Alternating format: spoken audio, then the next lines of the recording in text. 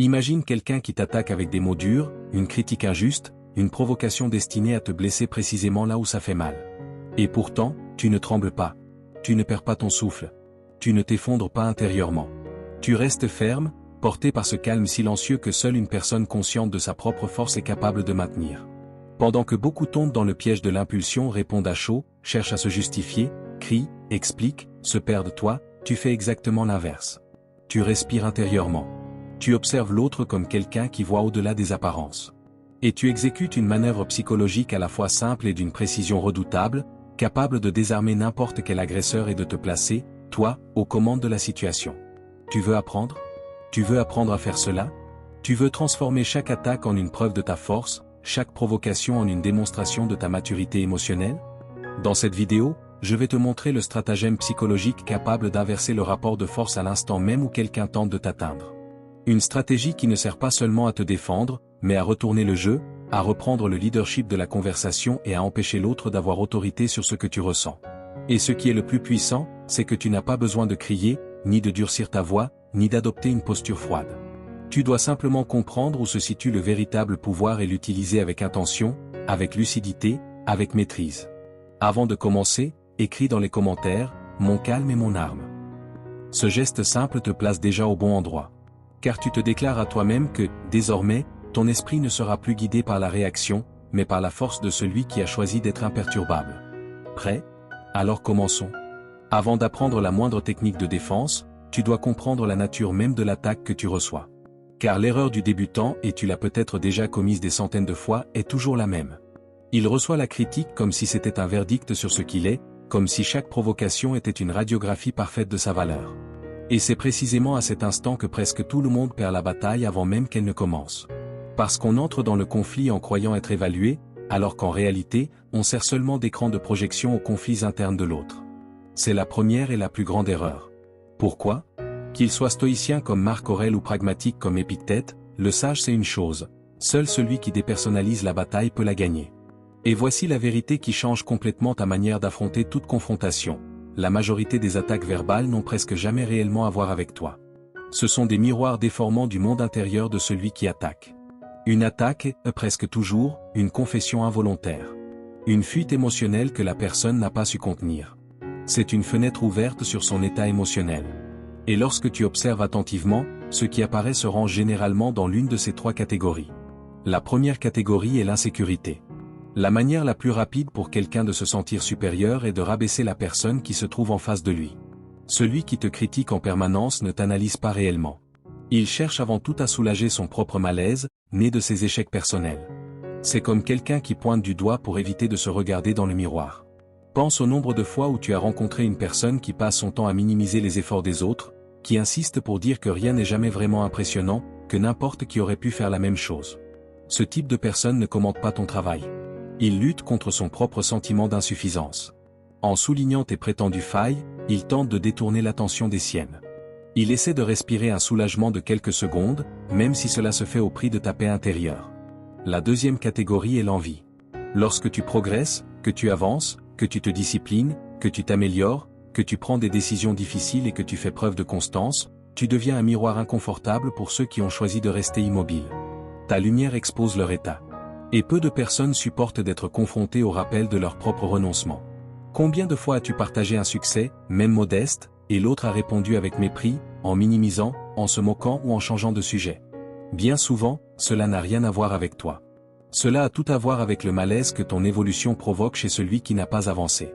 Dans ces situations, l'attaque n'est pas un jugement sur ta valeur. C'est une tentative désespérée d'éteindre l'éclat qui révèle à quel point cette personne est restée bloquée, comme quelqu'un qui préfère éteindre la lumière plutôt que de ranger son propre désordre. La troisième et dernière catégorie est le besoin de contrôle. Certaines personnes ne se sentent en sécurité que lorsqu'elles maîtrisent le récit et manipulent les émotions des autres. La provocation est leur arme favorite, car elle leur permet de tester le terrain. Si je parviens à faire sortir cette personne de son centre, alors je contrôle la situation.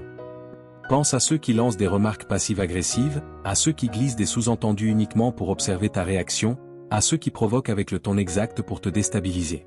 Ces personnes veulent que tu perdes patience, que tu réagisses, car quelqu'un d'émotionnel devient prévisible, et quelqu'un de prévisible est contrôlable. Ta réaction est la nourriture qui leur donne du pouvoir. quand tu perds le contrôle, elle gagne. Lorsque tu comprends cela, l'attaque perd sa forme initiale. Elle cesse d'être une flèche dirigée vers ta poitrine et devient une simple information. Ce n'est plus une agression, mais un rapport psychologique sur l'état intérieur de l'autre, sur sa vie, ses peurs, ses tensions, ses frustrations et ses faiblesses mal dissimulées.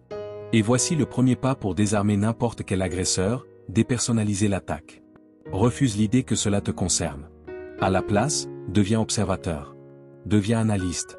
Deviens celui qui regarde la scène de l'extérieur, qui perçoit le théâtre émotionnel de l'autre sans accepter le rôle qu'il voulait te faire jouer. Ce léger changement de perspective change tout.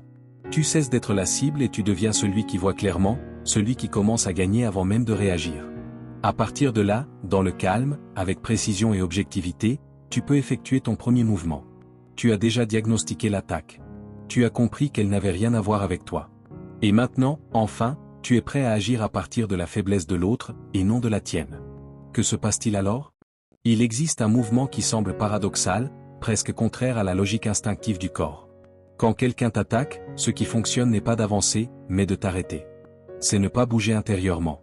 C'est suspendre toute impulsion avant qu'elle ne se transforme en réaction.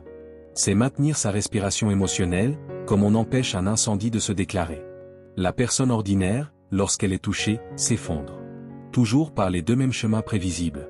Soit elle tente de se justifier de manière désespérée, ce n'est pas vrai, je ne suis pas comme ça.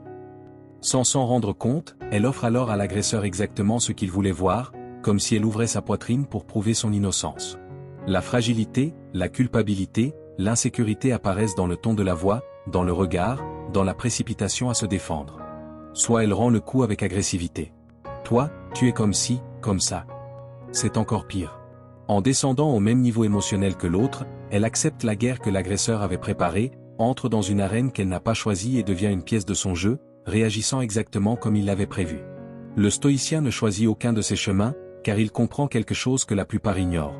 L'émotion est le carburant dont l'agresseur a besoin pour maintenir l'attaque en vie. Si tu lui fournis ce carburant, le feu grandit, le conflit se répète, le piège se referme et tu perds avant même de réaliser que tu es entré dans le combat. C'est pourquoi le premier pas est simple, brutal et profondément stratégique. Couper l'approvisionnement émotionnel, comme on ferme la vanne de gaz avant que l'étincelle ne trouve le chemin de l'explosion. La technique s'appelle le silence calculé. Un visage neutre. Une présence ferme. Comme une statue qui observe le vent sans jamais se pencher. C'est l'attitude de celui qui sait que répondre est optionnel, de celui qui n'a rien à prouver à qui que ce soit, de celui qui règne sur son propre territoire intérieur. Lorsque l'attaque arrive, qu'il s'agisse d'une insulte, d'une critique ou d'une provocation, tu ne réagis pas. Ton expression ne change pas. Ton corps ne montre aucune tension. Ta voix ne s'accélère pas pour se défendre. Ta poitrine ne s'agite pas dans un rythme désordonné. Rien n'indique que quelque chose t'a atteint. Tu restes simplement là, entier, dans un calme si absolu qu'il frôle l'indifférence, presque l'ennui. Et cela déstabilise n'importe quel agresseur, car il ne sait pas quoi faire face à quelqu'un qui refuse d'entrer dans le théâtre émotionnel qu'il avait préparé. Ton visage devient pierre. Ton regard demeure. Un regard stable, sans colère, sans supériorité, mais avec une curiosité distante, comme celui qui observe un comportement humain intéressant, et non une menace réelle. Alors tu laisses ces paroles tomber dans l'air, sans aucune réponse. Elles se heurtent au silence que tu crées, se désintègrent, disparaissent dans l'absence de réaction. Elles meurent avant de t'atteindre, comme des flèches qui perdent leur vitesse. Cette absence de réaction est l'une des démonstrations de pouvoir les plus déconcertantes qui soient. C'est un bouclier impeccable, inébranlable. Car en ne réagissant pas, tu renvoies à l'agresseur le poids même de son attaque. Il a projeté de l'énergie, préparé le coup, attendu le conflit, le drame, les justifications, et il reçoit en retour un mur de tranquillité. Un vide qui le désarme. Qui l'expose. Qui le met face à son propre excès, comme s'il se voyait soudain dans un miroir et réalisait la part de ridicule contenue dans son comportement. Tu lui refuses la victoire qu'il s'était imaginée, et cela fait plus mal que n'importe quelle réponse tranchante. Son objectif était de te déstabiliser, de t'arracher une réaction impulsive, de prouver qu'il avait un certain contrôle sur ton état émotionnel. Mais lorsque tu demeures entier, silencieux, imperturbable, tu lui montres sans prononcer un seul mot qu'il a échoué de la manière la plus humiliante. Dans le silence qui suit, son agression se retrouve à nu. Il devient le seul à perdre le contrôle. Le seul à exagérer. Le seul à paraître irrationnel. Sans lever le moindre doigt, tu démantèles toute sa structure émotionnelle. Sans ennemi contre qui se battre, l'élan de l'agresseur s'éteint. C'est comme frapper un fantôme. Toute la force se perd dans le vide, et l'attaquant ressent le poids de son propre ridicule lorsqu'il réalise qu'il frappe le néant. Ce calme n'est pas de la passivité. C'est de la force stratégique à son plus haut niveau. Une force exprimée par la présence, par la posture, par la maîtrise. C'est un message silencieux, tu es trop insignifiant pour mériter mon énergie. Maîtriser ce premier mouvement est essentiel, car c'est lui qui te donne le temps, l'espace mental et la clarté nécessaires pour choisir le deuxième pas. Celui où tu reprends totalement le contrôle de la situation et conduis la conversation là où tu le décides. Tu as absorbé la première attaque. Tu as montré que tu sais te protéger, que tu ne te blesses pas en cherchant à prouver quoi que ce soit. Tu as démontré que tu n'es pas quelqu'un qu'on renverse facilement, que ton centre ne se brise pas sous le bruit extérieur. Et c'est précisément pour cela que ton adversaire est maintenant confus, déconcerté, tentant de comprendre comment son attaque s'est simplement dissoute dans ton silence, comme si elle s'était écrasée contre un mur invisible. Tu n'es pas entré dans son jeu. Tu n'as pas réagi par impulsion. Tu n'as pas offert la réponse émotionnelle qu'il attendait. Tu es resté ferme, entier, impénétrable. Et cela, à lui seul, désarme déjà beaucoup de gens, car l'agresseur s'attend au chaos, jamais à la maturité. Vient alors le second mouvement, la déviation. Et voici le secret. Dévier n'est pas contre-attaquer. Ce n'est pas élever la voix. Ce n'est pas répondre sur le même ton. Ce n'est pas chercher à montrer qui commande. Tout cela est exactement ce que l'agresseur attend. C'est le terrain où il se sent à l'aise, la danse émotionnelle qu'il a répétée des dizaines de fois. Dévier, c'est autre chose. C'est élégant. C'est psychologique. C'est stratégique. C'est comme retirer le tapis émotionnel sous les pieds de l'autre sans jamais lever un doigt. C'est le sortir du scénario qu'il avait imaginé. C'est frustrer ses attentes sans avoir à démontrer ni force physique ni agressivité verbale. Lorsque tu dévies, tu retires l'attention du contenu de l'attaque pour la placer sur l'intention qui se cache derrière. Et ce déplacement subtil est dévastateur pour celui qui a tenté de te frapper, car soudain, il doit faire face à ce qu'il ne voulait pas regarder. Son propre motif, son propre élan, sa propre fragilité. Et tu fais cela avec des questions calmes, simples, presque innocentes en apparence, mais chirurgicales dans leur effet. Des questions qui démantèlent la narration émotionnelle que l'agresseur tentait de construire et l'obligent à réfléchir là où il voulait seulement blesser. Voyons cela en pratique, avec encore plus de profondeur, comme si nous étions à l'intérieur même de la scène. Premier scénario, la critique agressive. Imagine la situation. Tu es au travail. Tu viens de remettre une tâche. Tu as peut-être passé des heures à revoir chaque détail. Et ton supérieur lâche, sans même te regarder dans les yeux, ce rapport est un désastre. On voit bien que tu n'as même pas essayé. Ce type d'attaque contient deux couches, le mépris et le jugement. Elle est lancée rapidement, sans te laisser le temps de respirer, car l'objectif est de te faire réagir avant que tu puisses réfléchir. La réponse faible serait quelque chose comme « Bien sûr que j'ai essayé. J'ai passé des heures dessus. » À cet instant, tu tombes directement dans le piège. Tu te justifies. Tu tentes de laver ton nom. Tu essaies d'éteindre un incendie émotionnel qui n'aurait même jamais dû commencer. Tu assumes exactement le rôle que l'agresseur voulait imposer, celui de l'accusé. Maintenant, observe comment fonctionne la déviation. Tu respires. Tu lèves lentement les yeux. Tu conserves ton calme. Et tu demandes, d'accord. Que attendais-tu exactement comme résultat? De quelle manière penses-tu que je peux m'améliorer? Regarde ce qui change. Tu as retiré le projecteur du rapport pour l'orienter vers le processus mental de celui qui critique. C'est maintenant lui qui doit définir des critères, expliquer des standards, justifier des attentes. Et la vérité, c'est que la majorité des critiques agressives n'ont rien de structuré. Elles savent blesser, mais ne savent pas orienter. Elles savent faire pression, mais ne savent pas expliquer. Elles savent accuser, mais ne savent pas guider. Tu as forcé l'agresseur à réfléchir plutôt qu'à attaquer. Et c'est pour cela que son attaque perd de sa force. Deuxième scénario, la provocation ou l'insulte. Imagine la situation. Tu es avec des amis. La conversation se déroule normalement, soudain, quelqu'un lance, peut-être en riant, peut-être pour te couper, tu dois toujours te prendre pour celui qui sait tout, non? Ce type de provocation n'est pas une plaisanterie. C'est une tentative de t'exposer devant les autres, de t'humilier, de te placer sur la défensive pendant que tout le monde observe. La réponse faible serait « Je ne sais pas tout, j'ai juste donné mon avis ». Ici encore, tu essaies de nettoyer une accusation qui n'était même pas réelle. Tu expliques l'évidence. Tu cherches à justifier ton propre comportement, une fois de plus, tu retombes sur le terrain de l'autre. La déviation fonctionne ainsi. Tu regardes calmement, sans ironie, sans hausser le ton, et tu dis simplement « J'ai perçu une tension dans ta voix. Tout va bien ?» Tu ignores complètement l'insulte et tu pointes ce qui est réellement présent, l'état émotionnel de l'autre. Désormais, cette personne doit faire face à sa propre irritation, à sa propre insécurité, à son propre malaise. Et cela place l'agresseur dans une position à laquelle il ne s'attendait pas. C'est comme placer un immense miroir devant quelqu'un qui voulait exposer, sauf que cette fois, c'est lui qui se retrouve émotionnellement à nu. Passons maintenant au troisième scénario, l'accusation vague. Pense à quelque chose de plus intime, de plus personnel. Une discussion entre toi et ton partenaire. En plein milieu de la conversation, il ou elle lance « Tu n'écoutes jamais personne ». Cette phrase est puissante parce qu'elle est vague, émotionnelle, généralisante. Elle n'a ni contexte, ni exemple, ni moment précis. Elle ne transporte qu'une seule chose, la culpabilité. C'est le type d'attaque floue qui cherche à te couper le sol sous les pieds. La réponse faible serait « Bien sûr que j'écoute toujours ». En te défendant ainsi, tu légitimes une accusation qui n'a même pas été construite de manière concrète. Observe maintenant la déviation, merci de me l'avoir dit. Peux-tu me donner un exemple précis pour que je comprenne mieux? Les accusateurs vagues détestent être spécifiques. Leur accusation ne fonctionne que dans le brouillard de la généralisation. Lorsque tu la ramènes au concret, elle s'effondre d'elle-même.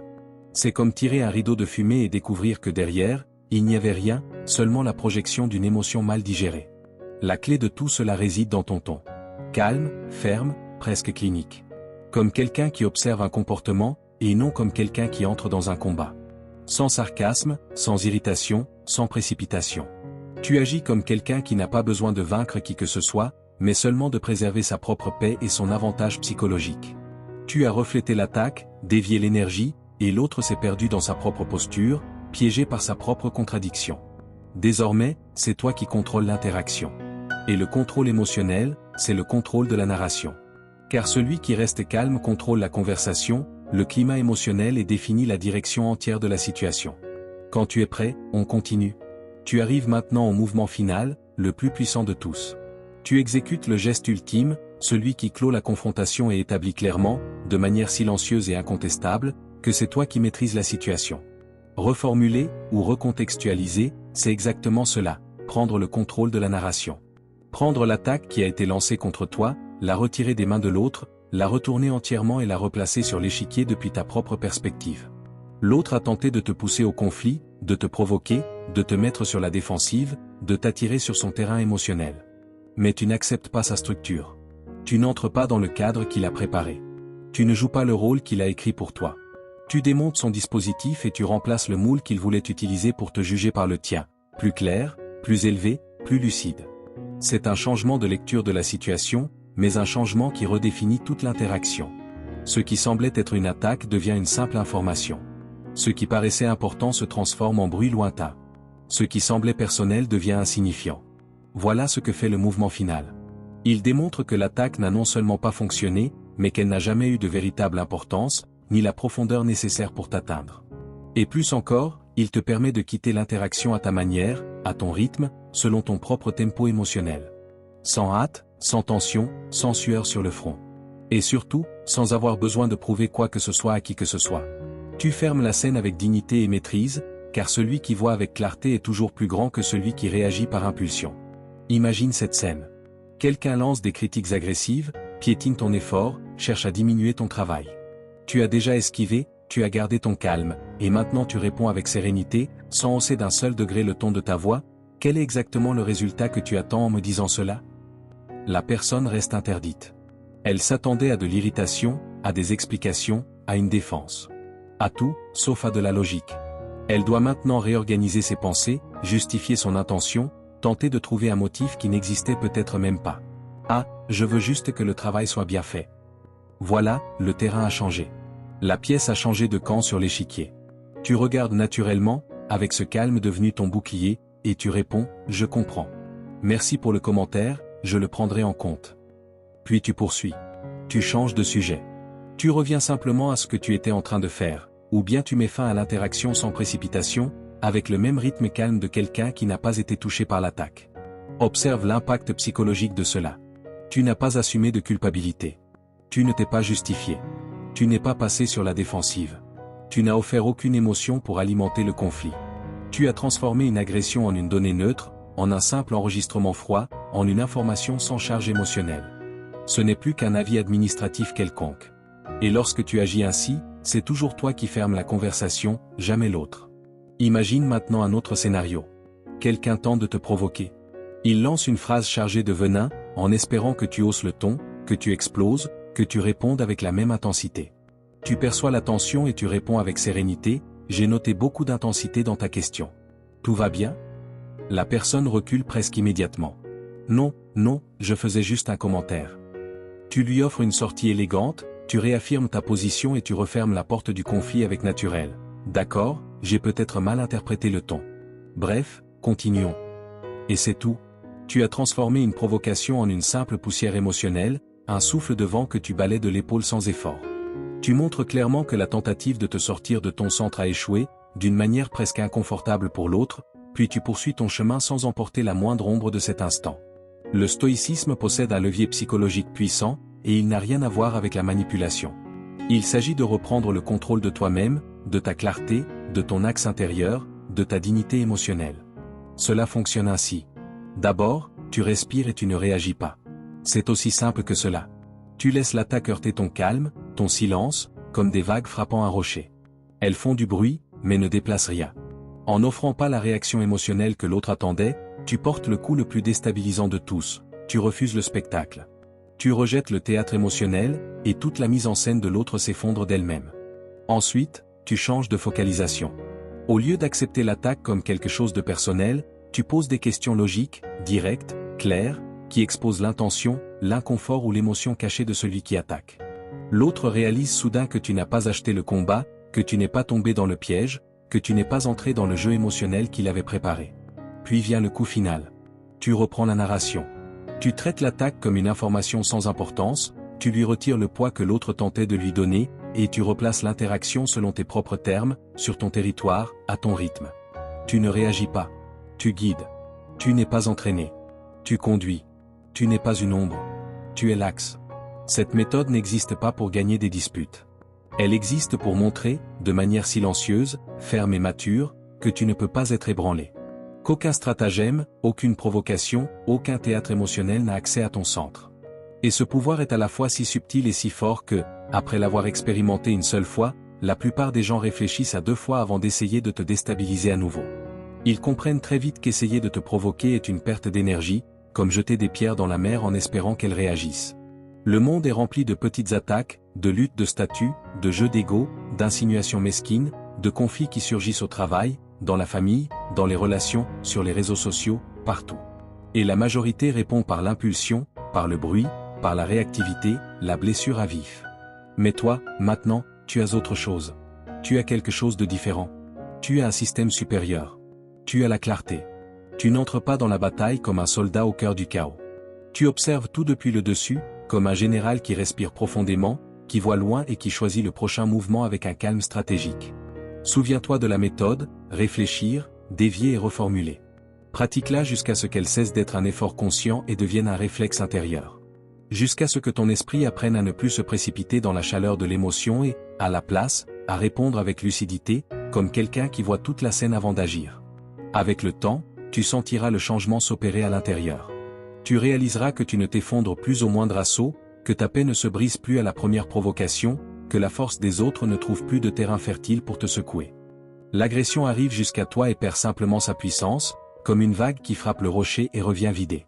Cette chaîne existe précisément pour cela, être ton terrain d'entraînement mental.